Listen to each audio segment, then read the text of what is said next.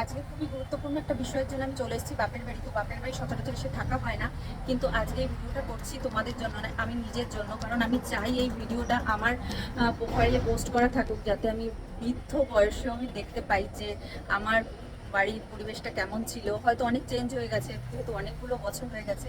তো একদম হাই রোডের সঙ্গেই আমার বাড়ি। আর এই দিকটা দেখতে পাচ্ছ, এই দেখো এদিকে একটা ভেতরের রাস্তা চলে গেছে।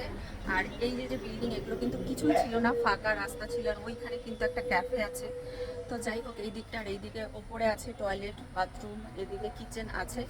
আর এই দিকটাই দেখো হাই রোড দেখতে পাচ্ছ, এই যে হাই রোড। ওই যে আমার শ্বশুর বাড়ির আর কি বিল্ডিং, স্মার্ট পয়েন্ট। তোমাদেরকে দেখাচ্ছি, দাঁড়াও। এই যে খুব একটা ভালো ঘর ছিল না, কারণ আমরা গরিবস। যাই হোক, এই যে দেখো, তোমাদেরকে পেছন ক্যামেরায় দেখাই।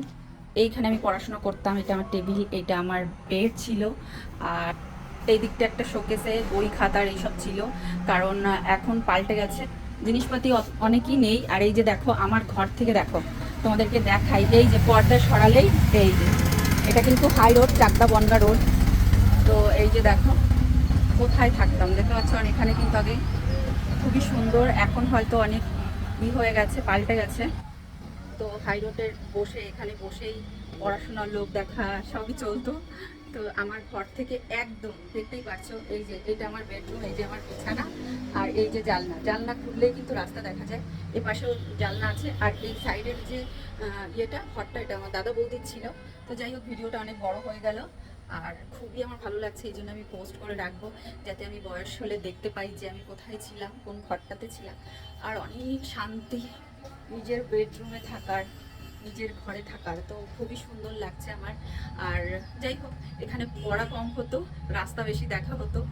তো আর এত আওয়াজ, যে রাতের বেলায় মানে গাড়ি বাস গেলে তো খুবই মানে হতো। আমাদের তো অভ্যাস হয়ে গেছিলো, যারা আসতো তাদের একটু প্রবলেম হতো। আর একটা কথা বলি, যে আমি আমার মা বাবা নিচে থাকতো, নিচের ঘরে, নিচে দুটো বেডরুম, টয়লেট, কিচেন সব আছে। তো আর তো রাস্তার সঙ্গেই, এপাশে রাস্তা ওপাশে রাস্তা, খুবই আনন্দ করে দিনগুলো কেটেছে। আর দাদারা এখন আর একটা বাড়িতে থাকে, এখান থেকে মা বাবা এখানে থাকে, আর দাদা বৌদি আর একটা বাড়িতে থাকে। তো যাই হোক, ভিডিওটা তোমাদের জানি অতটা পছন্দের হবে না, কিন্তু শুধুমাত্র কেউ কোনো বাজে কমেন্ট করো না। শুধু আমি নিজের জন্য পোস্ট করলাম, কারণ এটা আমার খুবই একটা স্পেশাল, আর খুবই আমার একটা প্রিয় জায়গা। হয়তো অনেক ভালো ঘর, অনেক কিছু থাকলেও মানুষের ছোটবেলাটার যে জায়গাটা, এটা খুবই একটা ইমোশনাল। তো সেইভাবেই তোমাদের সঙ্গে শেয়ার করলাম। তো আজকে আমার দিদির ছেলের আর কি লোক মানে বিয়ের জন্য কথাবার্তা হবে।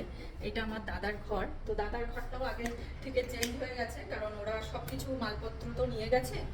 আর এই যে যে এইদিকে যে জানলাটা দেখছো, এই জানলা দিয়ে পুরো বাজার, পুরো মানে আমার শ্বশুরবাড়ি দেখা যায়।